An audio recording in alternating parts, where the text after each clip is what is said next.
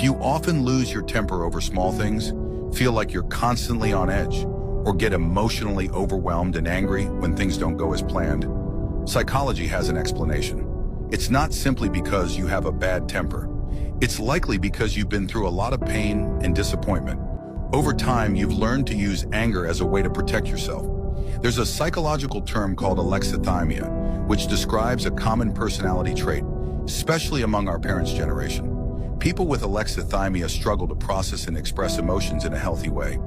Their emotional reactions tend to be extreme. Even when their intentions are good, they find it difficult to have calm, constructive conversations. Their words often come out harsh and angry, and the closer the relationship, the worse their attitude may seem. Yet with strangers, they can appear calm, polite, even dependable. From a psychological perspective, this behavior often stems from how they were raised. They may have experienced neglect or harsh treatment, which shaped an unhealthy way of relating to those closest to them. This is different from narcissism, where someone intentionally hurts others out of selfishness. With alexithymia, anger is more of an automatic response. It's not intentional, it's just the only way they know how to communicate. If you grew up in this kind of environment, if your parents were like this, you probably faced constant criticism. No matter how big or small the issue was, you may have been ignored. No matter how hard you tried, it was never enough to meet their high expectations. You rarely, if ever, received praise or recognition, only indifference, disappointment, or emotional neglect. That leaves a deep wound. You feel powerless and hopeless. You feel let down by yourself, and it becomes incredibly difficult to love yourself. As you grow older, all those unresolved feelings, anger, resentment, sadness, start building up in your body and mind.